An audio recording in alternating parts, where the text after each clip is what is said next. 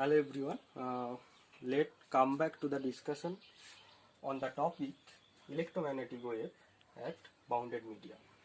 So, as per our previous discussion, today we shall discuss about the behavior of an electromagnetic wave, and especially we are going to talk about the behavior of a p-polarized wave when the p-polarized wave comes to the interface of two different dielectric media with different dielectric constant. So let's start. So consider two different dielectric media with different dielectric constant. Suppose the dielectric constant of this medium is suppose K1 and dielectric constant of this media is K2, and this is the interface of two different dielectric media, and it is a plane interface or plane boundary. Now a p-polarized wave, p-polarized electromagnetic wave comes to the interface, suppose at the point P. Then after incidence, this p-polarized wave reflected towards this direction. So it is the incident wave, it is the reflected wave, and some part of the incident wave is transmitted through the second medium. It is the transmitted wave. So it is the incident wave, it is the reflected wave, and it is the transmitted wave or refracted wave. So it is the angle of incidence theta I, it is the angle of reflection rather theta r, and it is angle of transmission or angle of refraction theta t. So that's the picture. But here instead of an ordinary electromagnetic wave, we are considering it is a p-polarized electromagnetic wave.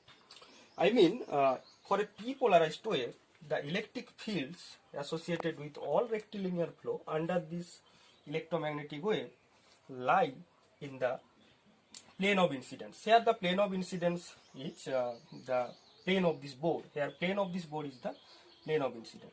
So let's the electric field associated with the incident wave is directed towards this direction. So it is suppose EI. That means electric field associated with the incident wave.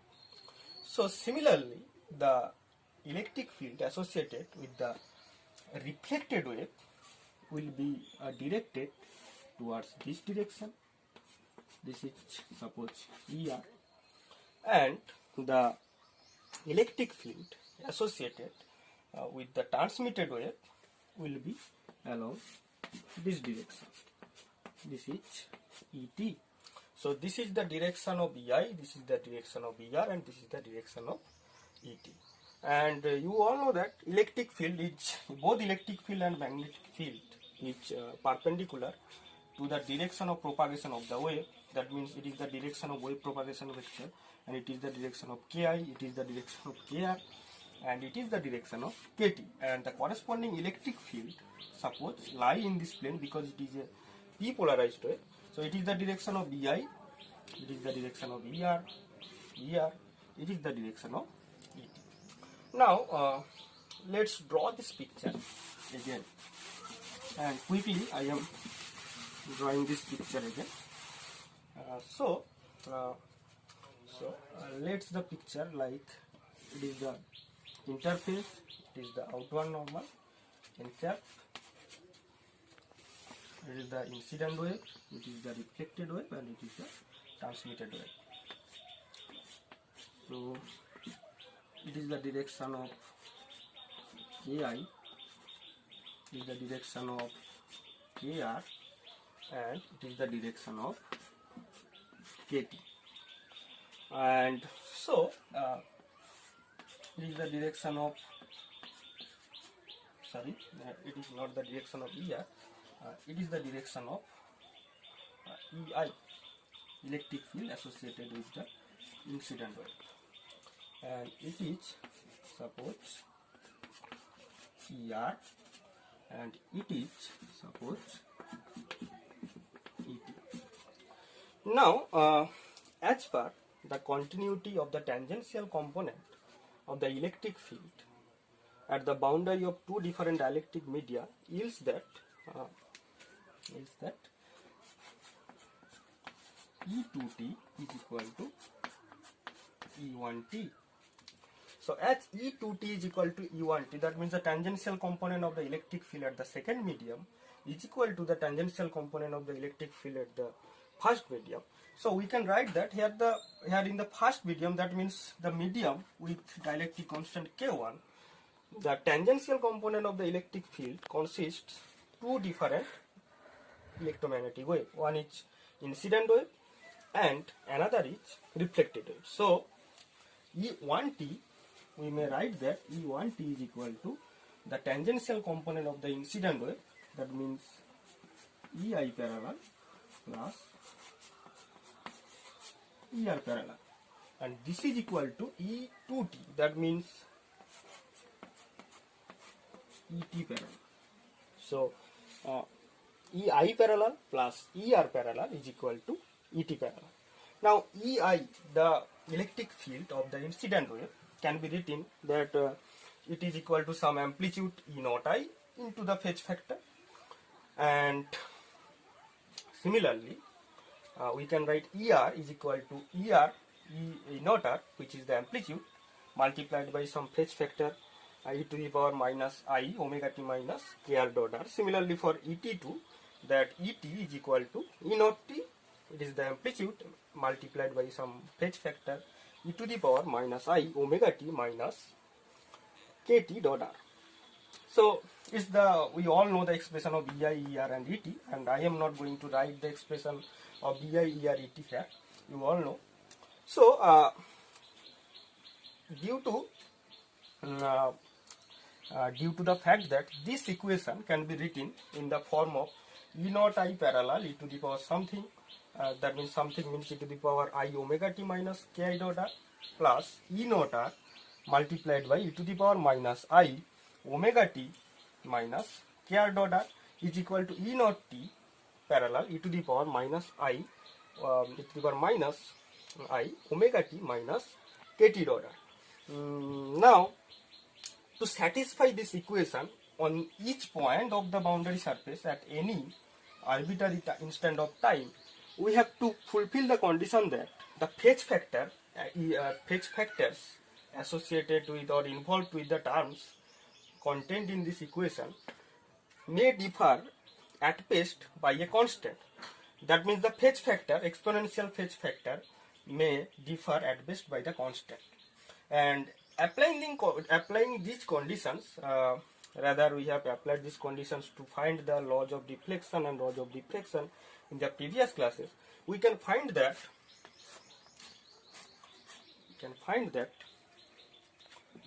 E naught I parallel plus E naught R parallel e to the power minus I phi 1 is equal to E naught T parallel e to the power minus I phi 2. So that's the equation. Here the phase factor, time and space dependent phase factor are equal, so we can this common term can be neglected from the both sides, and we can find this equation E naught I parallel plus E naught R e to the power minus I phi 1 is equal to E naught T parallel e to the power minus I phi 2. Here we have considered that EI minus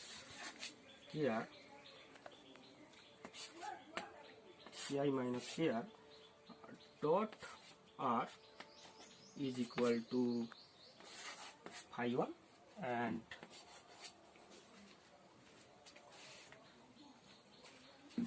Ki minus Kt dot R is equal to phi 2. And from this condition we can find the equation E naught I plus E naught I parallel plus E naught R parallel e to the power minus I phi 1 is equal to E naught T parallel e to the power minus I phi 2. So here phi 1 and phi 2, it may be arbitrary. So for simplicity of our calculation, we may consider that phi 1 and phi 2 are equal to 0. These values of arbitrary constant phi 1 and phi 2 each,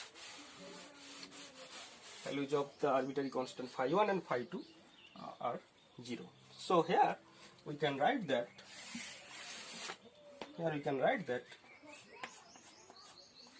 E naught I parallel plus E naught R parallel is equal to E naught T parallel. And look at here, it is the direction of E naught I, that Ei is equal to E naught I into the phase factor. So it is the direction of E naught I. And the parallel term, the parallel component of Ei along this plane or along the direction, along in this direction, will be equal to, as it is theta I, so it is also theta I. Similarly, as this angle is theta R, so if we make the parallel straight lines with respect to this boundary surface, so this angle will also be theta R, and also similarly this angle is also theta T. It is theta T, is also theta T. It is theta T and it is also theta T. As it is theta T, it is also theta T. So we can make this equation in the form that E naught I parallel is equal to E naught I cos theta I, E naught R parallel is equal to E naught R cos theta R, and E naught T parallel is equal to E naught T cos theta T. So we can write that E naught I cos theta I, and that the component of ER in this plane is opposite to the component of the EI. So here we can write E naught R cos theta R is equal to E naught T cos theta T. Another boundary condition associated with the magnetic field, that means the auxiliary magnetic field, is given by H2T minus H1T is equal to KF. That means the difference between the tangential component of the auxiliary magnetic field of second media and the first media is given by the surface current density present at the boundary. And here we have considered the boundary as a source free boundary. That means the charge density and current density is 0. So rho f sigma f is equal to 0 and Jf and Kf is equal to 0. So here H2T minus H1T is equal to 0. And from this condition we can also realize the fact that here the tangential component of the auxiliary magnetic field is also continuous. So continuity of the tangential component of the auxiliary magnetic field suggests that here we can write the tangential component of H, that means HI parallel plus HR parallel is equal to HT parallel. That means here H1T is equal to the sum of the parallel components of the magnetic fields associated with the incident wave and the reflected wave, and H2T or the tangential component of the auxiliary magnetic field at the second media is equal to the tangential component of the auxiliary magnetic field associated with the transmitted wave. And here look at the fact that E is directed towards this direction and lies in this plane. So obviously the B is directed towards the perpendicular to the plane of this board. That means it will be directed towards this direction. And here also H is directed towards this direction, and also here HT is directed towards this direction. So all three parameters, that means HI, HR and HT, directed perpendicular to the plane of this board, that means towards out of this board or towards this direction. So here the parallel component of HI, HR and HT is equal to the HI, HR and HT. That means one can write that HI plus HR is equals to HT, because here the parallel component is equal to the whole of this quantity, because fully HI, HR and HR are fully in parallel direction of the boundary. And here also one can write that HI is equal to H naught I, that means the amplitude multiplied by the phase factor, and the same phase factor which was used in the case of the electric field. That means the phase factor of electric field and magnetic field are same. So HI is equal to H naught I e to the power minus I omega t minus ki dot r, and HR is equal to H naught r into e to the power minus I omega t minus kr dot r. So similarly HT is equal to H naught t into e to the power minus I omega t minus kt dot r. So here all the phase factor are taken as the at best differed by a constant, and the constant arbitrary constants phi 1 and phi 2 are taken as 0. So one can write that all the phase factors are same. So the amplitude of this terms will be in similar manner. That means H naught I plus H naught R is equal to H naught T. That means H naught I plus H naught R is equal to H naught T. So that's the relation. That's one relation and that's the second relation. So from two different boundary conditions associated with electromagnetic wave at the boundary of two different dielectric media, one can find at first from the continuity of the electric field or continuity of the tangential component of the electric field, one may find this equation. And the second equation, it can be found from the continuity of the tangential component of the auxiliary magnetic field of the electromagnetic wave at the boundary especially when the boundary is source free. That means there is no charge and there is no current present in the boundary. In that case, one may find this equation, and previously we have found the first equation, which is that. Now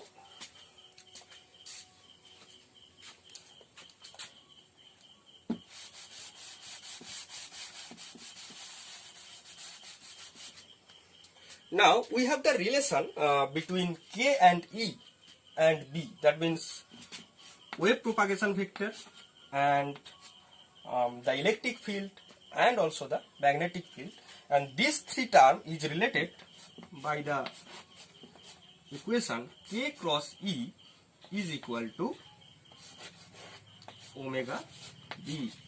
That means if we consider only the magnitude, then we can find E equals to, that means E naught equals to, because the phase factor are same for both this B and E, so we can omit the phase factors for the two terms in both sides.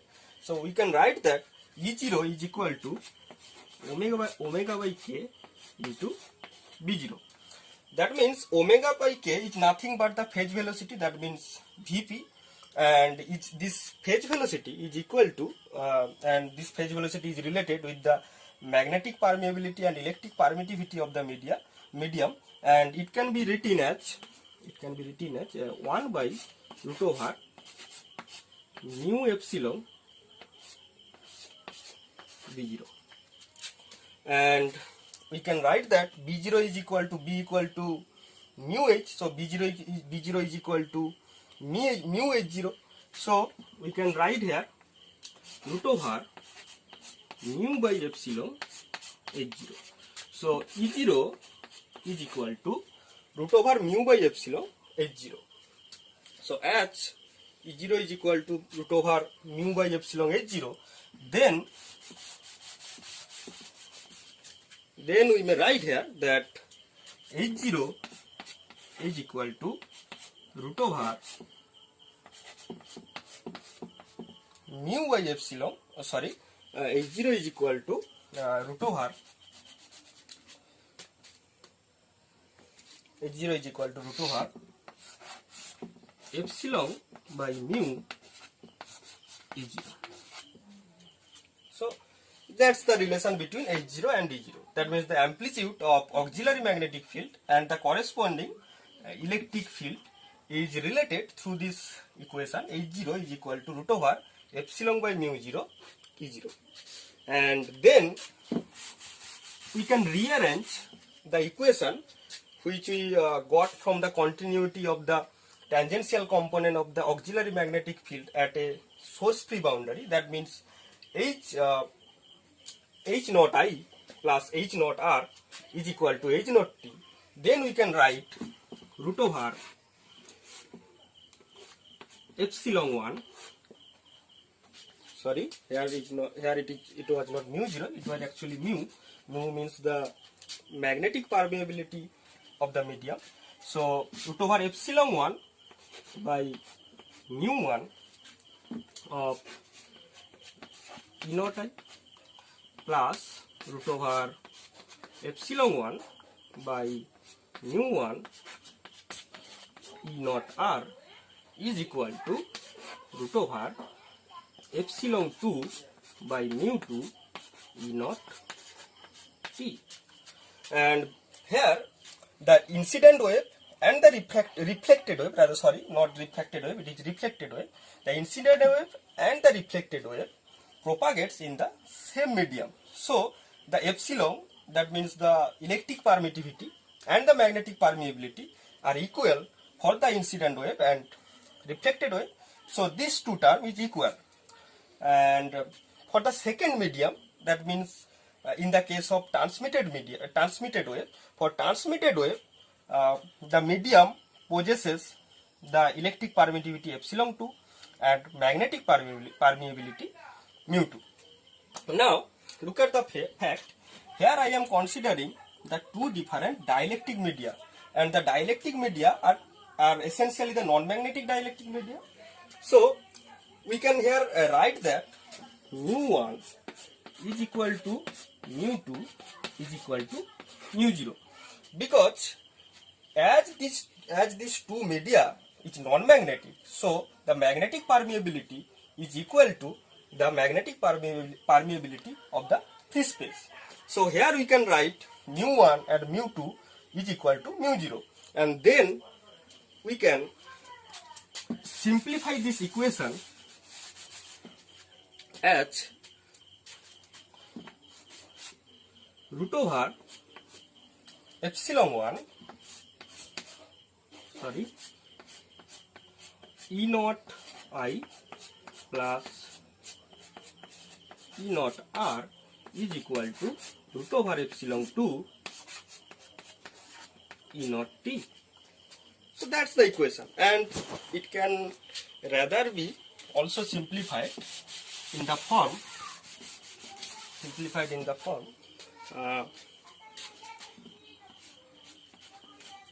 E naught I plus E naught R is equal to root over epsilon 2 by epsilon 1 E naught T. And that's the relation, and that is another relation. And we can find the relation between E naught I and E naught R, and also E naught I and E naught T, and also E naught R and E naught T from these two equations. So that's our finding from the discussion till now. We can find using two different using two different boundary conditions for the two different dielectric media of different dielectric constants. That's the relation which we can use in future to find the relation between E naught I and E naught T, and also E naught I and E naught R, and also E naught R and E naught T. And these equations are generally known as or termed as the Fresnel equation. You all know that the relation between the amplitudes associated with the electric field or magnetic field between the incident wave, reflected wave and the refracted wave is generally termed as the Fresnel equation. Now we are going to define some phenomena coefficient, PC, phenomena coefficient in abbreviation. there is a shortage of place in the board, so we are going to use the abbreviation form of phenomena coefficient PC. And this phenomena coefficient is actually defined in terms of the some parameter associated with the phenomena, and the phenomena coefficient is generally defined as the ratio of the parameter associated with the output, that means P output by P input.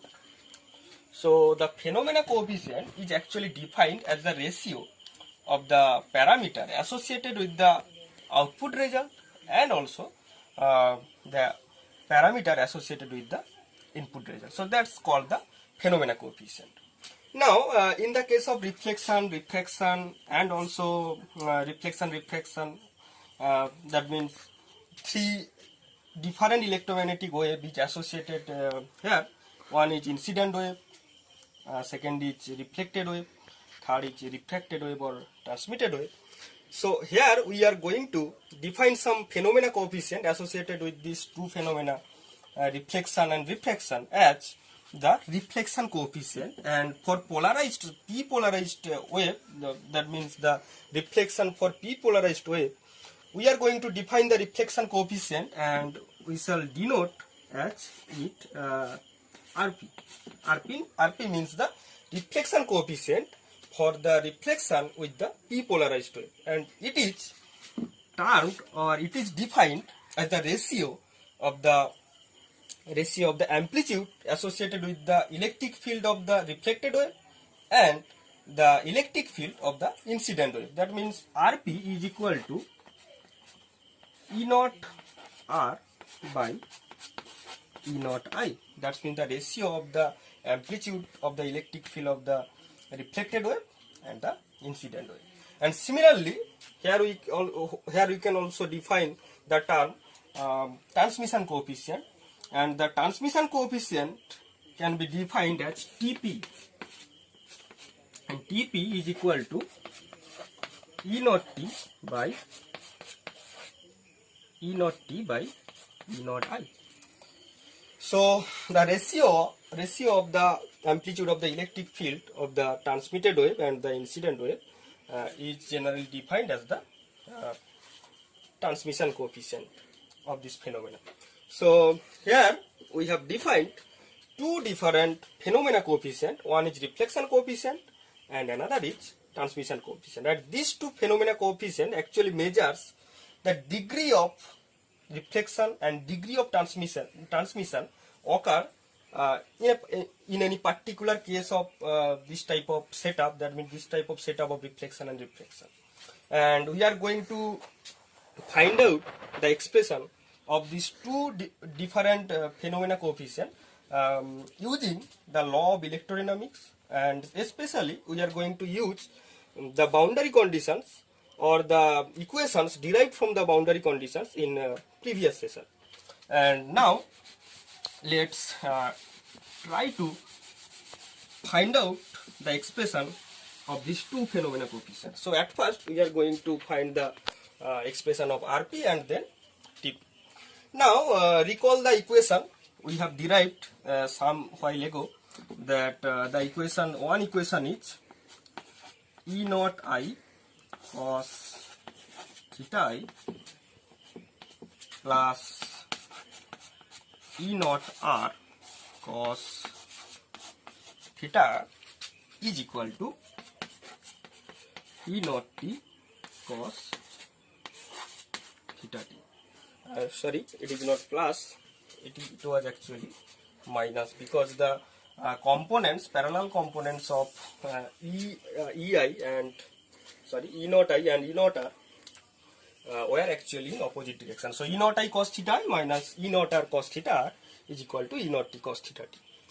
And now the second equations we have found was actually the equation that E naught I plus E naught R is equal to root over epsilon 2 by epsilon 1 E naught T. So that's the second equation. Now use the law of reflection, the second law of reflection, which indicates that the angle of incidence and the angle of reflection are of same values. That means theta I is equal to theta r. And imposing this condition, we can find that, and rather we can simplify this equation, the above equation, as E naught I minus E naught r is equal to E naught t cos theta t by cos theta I. And the second equation is, as well we have found, E naught I plus E naught r is equal to root over epsilon 2 by epsilon 1 E naught t. And from these two equations, one can easily find that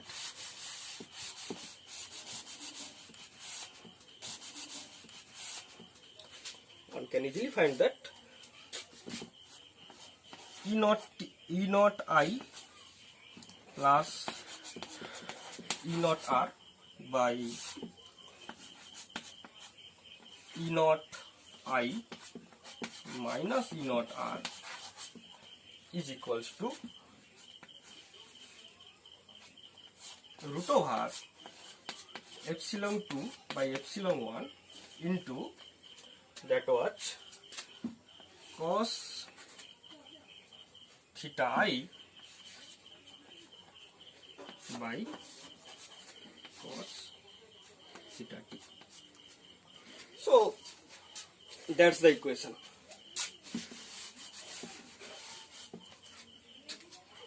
E naught I plus E naught r, E naught I plus E naught r by E naught I minus E naught r is equal to root over epsilon 2 by epsilon 1 multiplied by cos theta I into cos theta I by cos theta t.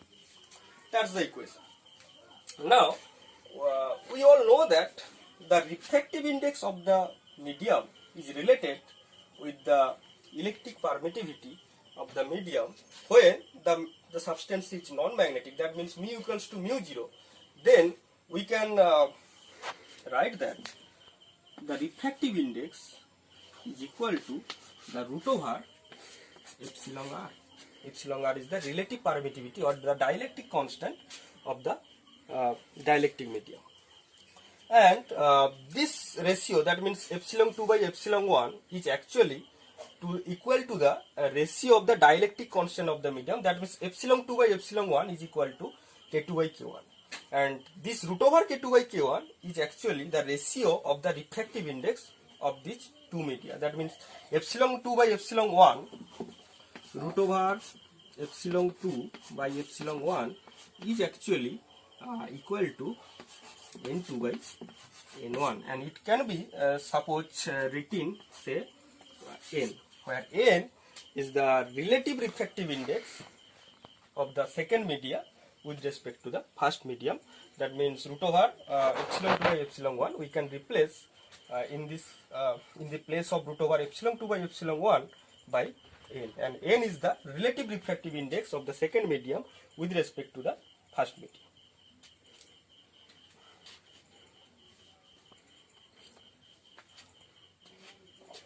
Now, so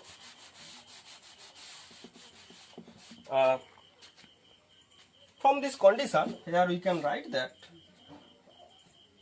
this is equal to N1, N cos theta I by cos theta t. So E naught I plus E naught r by E naught I minus E naught r is equal to N cos theta I by cos theta t. And then from this equation we can find the expression of Rp. Rp is equal to E naught r by E naught I, and it will be equal to actually N cos theta I minus cos theta t minus n cos theta I minus cos theta t by n cos theta I plus cos theta t. So that's the equation. So that's the expression for the reflection coefficient for a p polarized wave, and it can be found in the form Rp is equal to E naught R by E naught I, and it is equal to n cos theta I minus cos theta t by n cos theta I plus cos theta t. So that's the equation. And similarly, we can also find the expression of Tp, and Tp, that means that transmission coefficient, and it is actually equal to E naught T by E naught I, and it will be actually equal to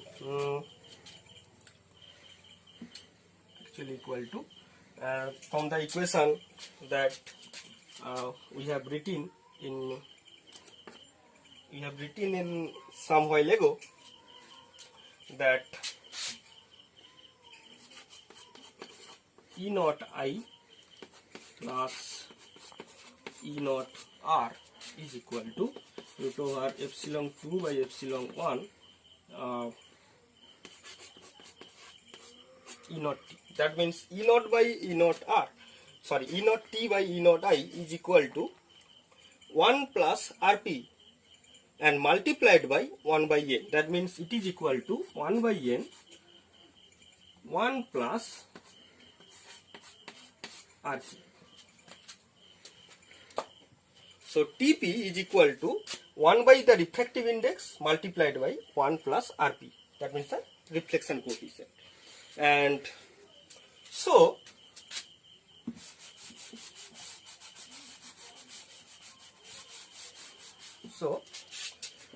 we can write Tp is equal to 1 plus Rp, that means 2 n cos theta I, that means 2 cos theta I by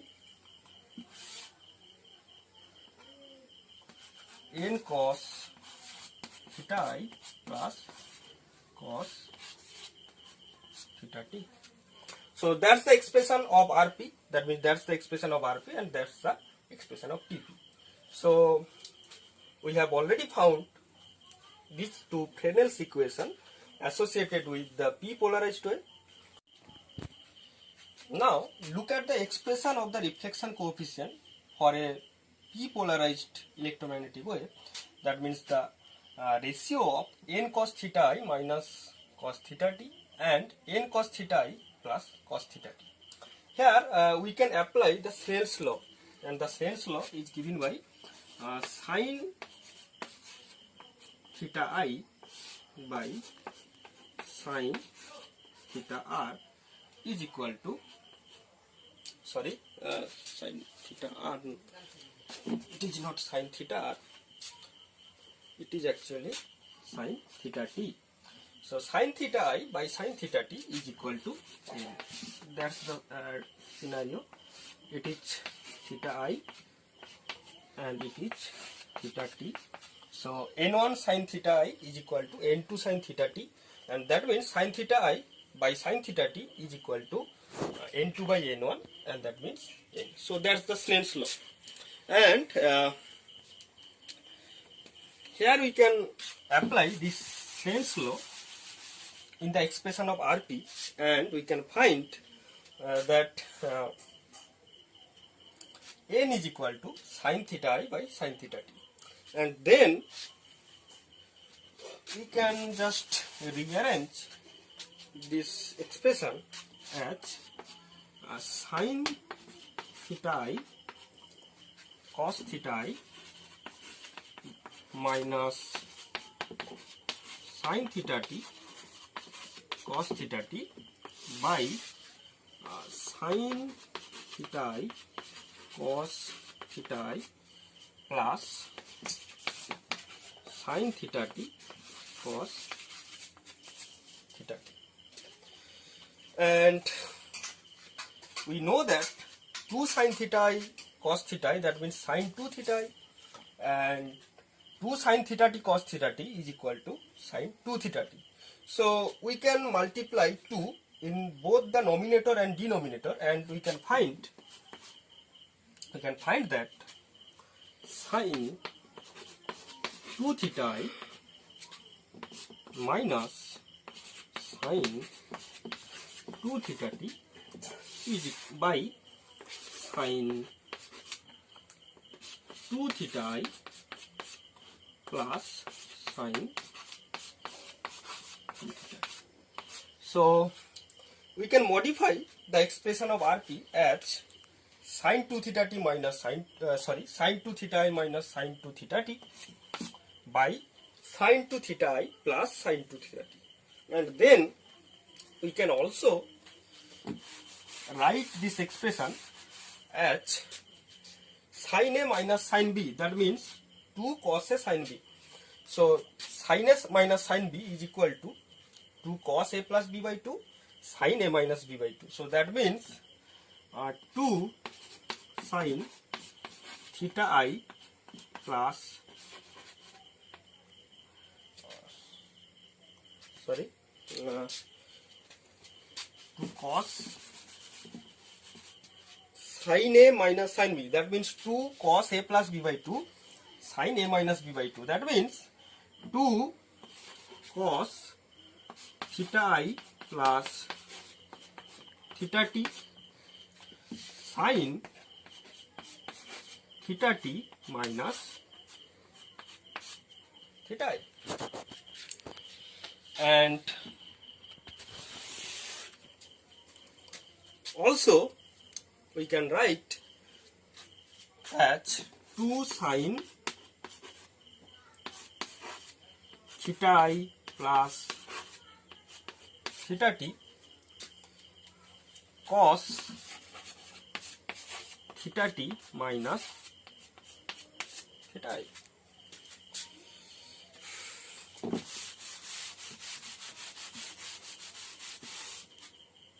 So that's the expression. That's the expression that RP is equal to 2 can be cancelled. So here it is actually equal to the cos theta I plus theta t sin theta t minus theta I, and divided by sin theta I plus theta t cos theta t minus theta I, and that is equal to actually sin theta t minus sin theta I by cos theta t minus cos theta I is equal to tan theta t minus theta I by tan theta t plus theta I. So at last we have found the expression of RP as the ratio of two tangent, and it is actually the ratio of tan theta t minus theta I and theta t plus theta I. So theta t is the angle of transmission or angle of refraction, and theta I is actually the angle of incidence. So tangent, the ratio of tangent of the difference of the angle of transmission and angle of incidence, and the sum of the angle of transmission and angle of incidence is actually denoted the reflection coefficient of the p polarized electromagnetic wave. Now let's highlight on the result.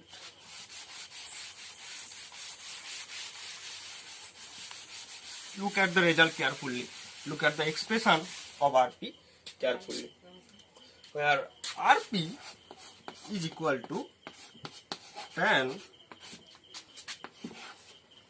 theta t minus theta I by tan theta t plus theta I. Now consider the condition. By chance, if theta I plus theta t becomes 90 degree, then what would happen? Look at the case. It is the incident wave, it is the reflected wave, it is the transmitted wave. And if this angle, the sum of this angle and this angle be 90 degree or pi by 2, then we can surely tell that this angle is pi by 2. So when this phenomena occurs, that means the electromagnetic wave or electromagnetic p-polarized electromagnetic wave be incident on the boundary of two different dielectric media in such a manner that the sum of the angle of incidence and the angle of transmission become 90 degree or pi by 2, then the value of Rp will be 0, because tan 90 is actually undefined and some reciprocal of undefined can be taken as the value of 0. So Rp, that means the reflection coefficient of the reflection occurred by the p-polarized wave is actually 0 when the angle of incidence, the sum of the angle of incidence and the angle of transmission becomes pi by 2. So in such type of cases,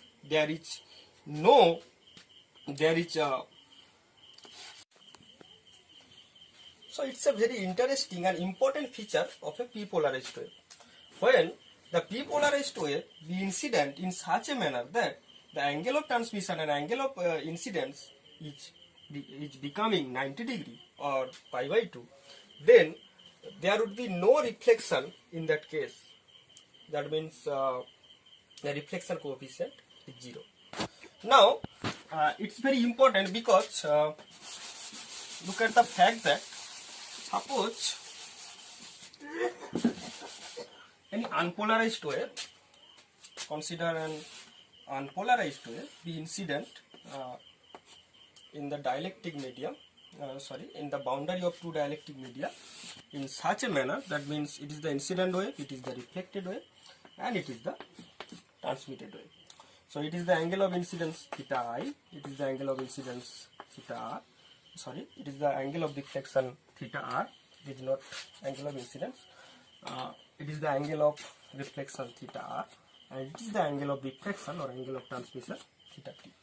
Now as we have previously said, an unpolarized wave or arbitrary electromagnetic wave is incident on the boundary of two different dielectric media.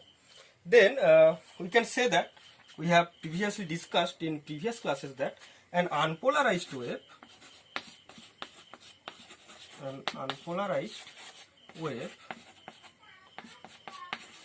possesses two components of the electric field, and one component lies in the plane of incidence, that means in the plane of this board, and these components of electric fields can actually behave like a p-polarized wave, and some component is along the perpendicular direction of the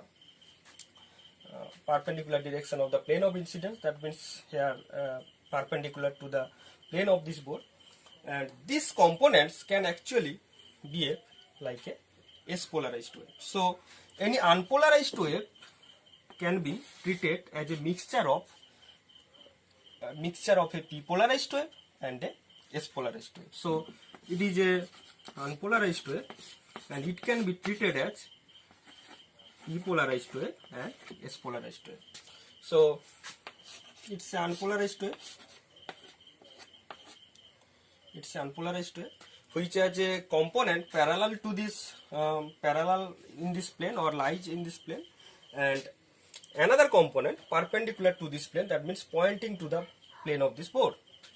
Now if this unpolarized wave be incident at an angle theta I or angle of incidence theta I in such a way that theta I plus theta t is equal to pi by 2, then we can find that Rp is equal to 0 but Rs is not equal to 0.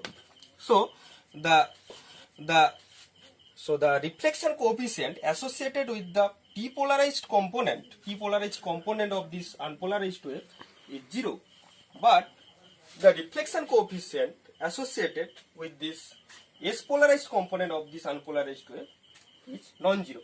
So here an interesting phenomena occurs. When an unpolarized wave be incident in such a manner that theta e plus theta t is equal to pi by 2, then Rp is equal to 0, then here only the S component, that means the S polarized wave components will be reflected and no P polarized component will be reflected. So within the reflected wave or reflected ray, there should be no component of P polarized wave, there only be the S polarized wave. So the reflected wave will be actually the polarized wave, and which is S polarized wave, but the transmission coefficient will be non-zero for both the case. That means TP and TS will not be zero. So the transmitted wave possesses both the P polarized wave and the S polarized wave. That means that's a unpolarized wave, but the reflected wave will be a polarized wave and it will be a S polarized wave. So by applying the theory of this phenomena, that Rp is equal to tan theta t minus theta I by tan theta t plus theta I, we have found that if we can manage some unpolarized electromagnetic wave to be incident on the boundary of two different dielectric media in such a manner that the sum of the angle of incidence and the angle of transmission will be 90 degree, then we can make or we can extract the polarized wave, that means the S polarized wave, as the reflected wave.